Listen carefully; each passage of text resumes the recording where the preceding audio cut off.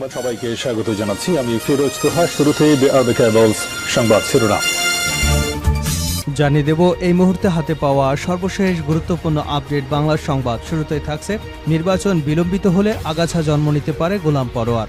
বাংলাদেশ জামায়াতে ইসলামের secretary general ও সাবেক MP অধ্যাপক মিয়া গোলাম পরোয়ার বলেছেন, রাজনৈতিক দলসহ সব পর্যায়ে স্টক হোল্ডারদের সঙ্গে আলোচনা করে সংস্কার এবং নির্বাচনের রোডম্যাপ তৈরি করে যৌক্তিক সময়ের মধ্যে গ্রহণযোগ্য নির্বাচন দিয়ে সম্মানের সঙ্গে বর্তমান অন্তর্বর্তী সরকারকে বিদায় নিতে হবে।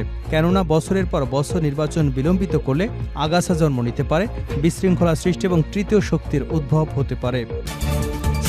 এবারে জানাবো, এনজিও মার্কা চেহারা দিয়ে রাষ্ট্র পরিচালনা সম্ভব নয়। গণ অধিকার পরিষদের সভাপতি ও ডাকসুর সাবেক ভিপি নুরুল হক নূর বলেছেন, এ সরকার একটি অরাজনৈতিক বিপ্লবী সরকার। রাষ্ট্র পরিচালনাও এক ধরনের রাজনীতি। অরাজনৈতিক ব্যক্তিদের দিয়ে পরিপূর্ণভাবে রাষ্ট্র পরিচালনা অসম্ভব। এনজিও মার্কা চেহারা দিয়ে রাষ্ট্র পরিচালনা সম্ভব নয়। তাই অন্তর্বর্তীকালীন সরকারের পরিধি বাড়িয়ে বিভিন্ন দল থেকে প্রতিনিধি নিয়ে এক্সক্লুসিভ সরকার গঠন করা উচিত।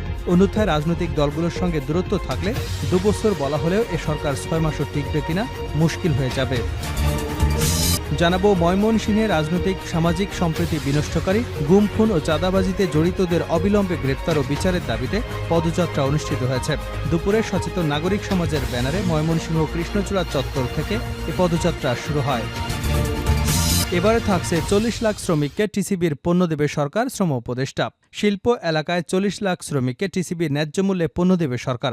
আগামী 1 অক্টোবর থেকে শ্রমঘন এলাকায় এ কার্যক্রম উদ্বোধন করা হবে বলে জানিয়েছেন শ্রম ও কর্মসংস্থান উপদেষ্টা আসিফ মাহমুদ সজীব ভুঁইয়া। এদিকে সাবেক মন্ত্রী মুস্তাফিজুর রহমান ফিজার মারা গেছেন। দিনাজপুর 5 আসন থেকে টানা 8 বার নির্বাচিত সাবেক সংসদ সদস্য মুক্তিযোদ্ধা মুস্তাফিজুর রহমান ফিজার মারা গেছেন। ইন্না লিল্লাহি ওয়া ইন্না ইলাইহি রাজিউন। মৃত্যুকালে তার বয়স হয়েছিল 80 বছর। রোববার রাত 8টা 3 ঢাকা ল্যাবেড হাসপাতালে চিকিৎসাধীন অবস্থায় মারা গেছেন তিনি। মৃত্যুর বিষয়টি নিশ্চিত করেছেন তার ভাগ্নে অ্যাডভোকেট মহিউদ্দিন কাদের। এবং সর্বশেষ জানাবো আন্তর্জাতিক সংবাদ। নেতানিয়াহুর উপর হামলা, ইসরায়েল জুড়ে বিমান পরিবহন বন্ধ ঘোষণা। হিজবুল্লাহর মহাসচিব হাসান নাসরুল্লাহর হত্যার প্রতিশোধ হিসেবে ইসরায়েলের প্রধানমন্ত্রী বেঞ্জামিন নেতানিয়াহুকে লক্ষ্য করে ক্ষেপণাস্ত্র হামলা চালিয়েছে ইয়েমেন। এরই জেরে ইসরায়েল সরকার তাদের আকাশসীমা 31 অক্টোবর পর্যন্ত বন্ধ ঘোষণা করেছে এবং ইউরোপের সঙ্গে সব ধরনের ফ্লাইট বাতিল করেছে।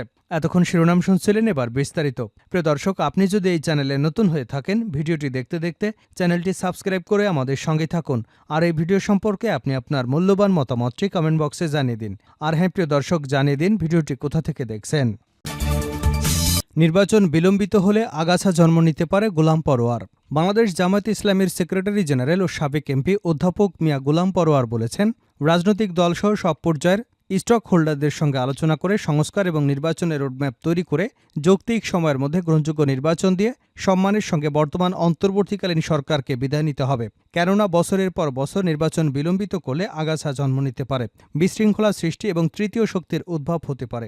রোববার বিকেলে যাত্রাবাড়ি শনির আখড়ার বধুয়া কমিউনিটি সেন্টারে বাংলাদেশ জামায়াতে ইসলামী ঢাকা মহানগরী দক্ষিণের উদ্যোগে বৈষম্যবিরোধী ছাত্র আন্দোলনে 25 শহীদ পরিবারের সাথে মত বিনিময় এবং প্রত্যেক পরিবারকে 2 লক্ষ টাকা আর্থিক সহায়তা প্রদান অনুষ্ঠানে প্রধান অতিথির বক্তব্যে এসব কথা বলেন তিনি। কেন্দ্রীয় নির্বাহী পরিষদ সদস্য ঢাকা মহানগরী দক্ষিণের আমির মোহাম্মদ নুরুল ইসলাম বুলবুল সভাপতিত্ব করেন। তিনি আরও বলেন, যাদের আত্মত্যাগের বিনিময়ে 18 কোটি মানুষকে যারা মুক্ত করেছেন, আমরা তাদেরকে সেলুট জানাই, তাদেরকে শ্রদ্ধাভরে স্মরণ করছি। যারা আহত হয়েছেন, হাত হারিয়েছেন, পা হারিয়েছেন, চোখ হারিয়েছেন, আমরা তাদের প্রতি আন্তরিক কৃতজ্ঞতা জ্ঞাপন করছি। তাদের সুস্থতার জন্য মহান রাব্বুল আলামিনের কাছে দোয়া প্রার্থনা করছি। 15 বছরে অনেক জুলুমের চোখের পানির ফসল হচ্ছে জুলাই অগাস্টের গণঅভ্যুত্থান। 15 বছর আর মঈনুদ্দিন ফখরুদ্দিনের 2 বছর, এই 17 বছরের জুলুম নির্যাতনের পর বাংলাদেশ জামায়াতে ইসলামী এদেশের মানুষের প্রিয় সংগঠনে পরিণত হয়েছে শুধুমাত্র আল্লাহ তাআলার উপর দৃঢ় বিশ্বাস আস্থার কারণে, যোগ করেন গোলাম পরোয়ার। এ সময় বৈষম্যবিরোধী ছাত্র আন্দোলনে শহীদ পরিবারের সন্তান এবং স্বজনদের স্মৃতিচারণ করে বক্তব্য দিতে গিয়ে কান্নায় ভেঙে পড়েন তিনি। পুরো অনুষ্ঠানে লোকজনের চোখ থেকে টপ টপ করে জল ঝরতে দেখা গেছে। এনজিও মার্কা চেহারা দিয়ে রাষ্ট্র পরিচালনা সম্ভব নয়, ভিপি নূর। গণ অধিকার পরিষদের সভাপতি ও ডাকসুর সাবেক ভিপি নুরুল হক নূর বলেছেন, এ সরকার একটি অরাজনৈতিক এবং বিপ্লবী সরকার। রাষ্ট্র পরিচালনা এক ধরনের রাজনীতি।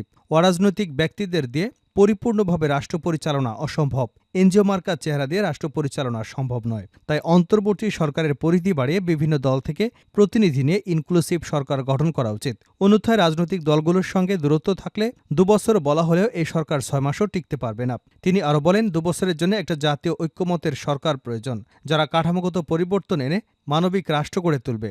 রাজধানীর এফডিসিতে শিক্ষার সুষ্ঠু পরিবেশ এবং ছাত্র রাজনীতি নিয়ে আয়োজিত ছায়া সংসদে এসব কথা বলেন তিনি। নূর বলেন, আওয়ামী লীগ, জাতীয় পার্টি সহ ফ্যাসিবাদী সরকারের সহযোগিতাকারী রাজনৈতিক দলগুলোকে আইন করে 10 বছরের জন্য নিষিদ্ধ করতে হবে, যাতে পরবর্তী প্রজন্মের কাছে দৃষ্টান্ত হয়ে থাকে। পতিত সরকারের আমলে ছাত্রলীগ যে সন্ত্রাসী রাজত্ব কায়েম করেছিল, তার উপযুক্ত শাস্তি হওয়া উচিত। গুম, খুন, চাঁদাবাজিতে জড়িতদের গ্রেপ্তারের দাবিতে পদযাত্রা। ময়মনসিংহে রাজনৈতিক সামাজিক সম্প্রীতি বিনষ্টকারী ও গুম, খুন, চাঁদাবাজিদের জড়িতদের অবিলম্বে গ্রেপ্তার এবং বিচারের দাবিতে পদযাত্রা অনুষ্ঠিত হয়েছে। দুপুরে সচেতন নাগরিক সমাজের ব্যানারে ময়মনসিংহের কৃষ্ণচূড়া চত্বর থেকে পদযাত্রা অনুষ্ঠিত হয়। বক্তারা জুলাই গণঅভ্যুত্থান, ছাত্র জনতা হত্যা, ফ্যাসিস্ট হাসিনা সরকারের শাসন আমলে গুম, খুন, বালুখেকো, ভূমিখেকো, মাদক কারবারের সঙ্গে জড়িতদের গ্রেপ্তার এবং ময়মনসিংহের রাজনৈতিক ও সামাজিক সম্প্রীতি বিনষ্টকারীদের গ্রেপ্তারের দাবি জানিয়েছেন। পদযাত্রা পূর্ব সংক্ষিপ্ত সমাবেশে আওয়ামী লীগের মন্ত্রী, এমপি, দলটির সভাপতি, সাধারণ সম্পাদক সহ এর সহযোগী সংগঠনের সন্ত্রাসী কর্মকাণ্ডের তীব্র নিন্দা জানিয়েছেন এবং এদের সকলকে গ্রেপ্তারের জোর দাবিও জানিয়েছেন। 40 লাখ শ্রমিককে টিসিবির পণ্য দেবে সরকার, শ্রম উপদেষ্টা। শিল্প এলাকায় 40 লাখ শ্রমিককে টিসিবির ন্যায্য মূল্যে পণ্য দেবে সরকার। আগামী 1 অক্টোবর থেকে শ্রমঘন এলাকায় এ কার্যক্রম উদ্বোধন করা হবে বলে জানিয়েছেন শ্রম এবং কর্মসংস্থান উপদেষ্টা আসিফ মাহমুদ সজীব ভূঁইয়া। আসিফ মাহমুদ বলেন, দেশে বর্তমানে যেসব ব্যবস্থা চালু আছে সেগুলো সচল করতে পারলে অধিকাংশ সমস্যার সমাধান হবে। ইতিপূর্বে শ্রমিকদের 18 দফা দাবি ত্রিপক্ষীয় আলোচনায় সমাধান দেবার চেষ্টা হয়েছে, সেগুলো মেনে নেওয়া হয়েছে এবং তা বাস্তবায়নে জোর দেওয়া হচ্ছে। শ্রম সচিব এইচ.এম. শফিকুজ্জামান বলেন, শ্রমিকদের 18 দফার মধ্যে একটি ছিল তাদের রেশনের ব্যবস্থা করা। সবার সিদ্ধান্ত অনুযায়ী আগামী 1 অক্টোবর থেকে আশুলিয়ায় টিসিবির পণ্য শ্রমিকদের মধ্যে বিতরণ উদ্বোধন করা হবে। টিসিবির আওতায় 1 কোটি পরিবারের বাইরে অতিরিক্ত হিসেবে শ্রমঘন শিল্প এলাকায় এই সংখ্যা বাড়ানো হবে। উপদেষ্টা বলেন, শ্রমিকদের কল্যাণে শ্রমিক কল্যাণ ফাউন্ডেশন গঠিত হয়, কিন্তু দেশের অধিকাংশ শ্রমিকই জানে না তাদের জন্য এমন একটি ফান্ড আছে। কিভাবে আবেদন করতে হবে, হয়তো সেই প্রক্রিয়াটাও তাদের জানা নেই। এই ফান্ড ব্যবস্থাপনা নিয়ে যত প্রশ্ন ছিল, শ্রমিক কল্যাণ ফাউন্ডেশনের টাকা সমস্যাগুলো তদন্ত করা হবে। এ পর্যন্ত 30,285 জন শ্রমিককে 141 কোটি 66 লাখ টাকা সহায়তা দেওয়া হয়েছে। বর্তমানে তহবিলে জমা আছে 1026 কোটি টাকা। উপদেষ্টা আরও বলেন, ফাউন্ডেশনের টাকা শ্রমিকদেরই। কোম্পানিগুলো এখানে অংশগ্রহণের মাধ্যমে এটা সরকারের কাছে আমানত হিসেবে রাখে। তা জবাবদিহি এবং স্বচ্ছতার ভিত্তিতেই শ্রমিকদের কাছে পৌঁছে দিতে হবে। শেষ করছে আন্তর্জাতিক সংবাদে। নেতানিয়াহুর উপর হামলা, ইসরায়েল জুড়ে বিমান পরিবহন বন্ধ ঘোষণা। হিজবুল্লাহর মহাসচিব হাসান নাসরুল্লাহকে হত্যার প্রতিশোধ হিসেবে ইসরায়েলের প্রধানমন্ত্রী বেঞ্জামিন নেতানিয়াহুকে লক্ষ্য করে ক্ষেপণাস্ত্র হামলা চালিয়েছে ইয়েমেন। এরই জেরে ইসরায়েল সরকার তাদের আকাশসীমা 31 অক্টোবর পর্যন্ত বন্ধ ঘোষণা করেছে এবং ইউরোপের সঙ্গে সব ধরনের ফ্লাইট বাতিল করেছে। রোববার ইসরায়েলি মিডিয়া জানিয়েছে, দখলকৃত অঞ্চলের আকাশসীমা বন্ধ রয়েছে এবং ইউরোপের সঙ্গে সবগুলো ফ্লাইট 31 অক্টোবর পর্যন্ত বাতিল করা হয়েছে। এর আগে এক বিবৃতিতে ইয়েমেনের সশস্ত্র বাহিনীর মুখপাত্র ব্রিগেডিয়ার জেনারেল ইয়াহিয়া সারি জানিয়েছেন, ইসরায়েলের বেনগুনিয়ান বিমানবন্দরে একটি ক্ষেপণাস্ত্র নিক্ষেপ করা হয়েছে। তিনি বলেন, ইয়েমেন থেকে তেল আবিবে ওই বিমানবন্দরে প্যালেস্টাইন 2 নামের একটি দেশীয় ব্যালিস্টিক ক্ষেপণাস্ত্র নিক্ষেপ করা হয়েছে। যখন ইসরায়েলের অপরাধী প্রধানমন্ত্রী বেঞ্জামিন নেতানিয়াহু যুক্তরাষ্ট্র থেকে ফিরে বিমানবন্দরে পা রাখেন। বিবৃতিতে জেনারেল সারি বলেন, আমরা নেতানিয়াহুর আগমনের সময় বেনগুরিয়ান বিমানবন্দরে প্যালেস্টাইন 2 ব্যালিস্টিক ক্ষেপণাস্ত্র নিক্ষেপ করেছে। হাসান নাসরুল্লাহর হত্যার বদলা হিসেবে এই হামলা চালানো হয়েছে বলেও জানিয়েছেন তিনি। আর এই ঘটনার পর থেকে দখলকৃত অঞ্চল থেকে ইউরোপ এবং ইউরোপ থেকে দখলকৃত অঞ্চলে চলাচলকারী সব ফ্লাইট বাতিল করেছে ইসরায়েল। এ বিষয়ে ইউরোপীয় ইউনিয়ন এভিয়েশন সেফটি এজেন্সি এক বিবৃতিতে বলেছে, ইউরোপীয় কমিশন, ইউরোপীয় ইউনিয়ন এভিয়েশন সেফটি এজেন্সি পশ্চিম এশিয়ার পরিস্থিতি এবং সাম্প্রতিক সামরিক সংঘাতের প্রভাব যথাযথ মনিটর করছে। এ অঞ্চলে আকাশে আক্রমণ বৃদ্ধি এবং নিরাপত্তা পরিস্থিতির অবনতি লক্ষ্য করা গেছে, যা দখলকৃত ফিলিস্তিন এবং লেবাননের উপর বিমান পরিবহনের নিরাপত্তাকে প্রভাবিত করেছে। এমন পরিস্থিতির কারণে ঊর্ধ্বতন কর্মকর্তাদের মতে এ অঞ্চলে যুদ্ধাবস্থা বাড়ার আশঙ্কা রয়েছে, যা সিভিল এভিয়েশনের নিরাপত্তার জন্য উদ্বেগজনক।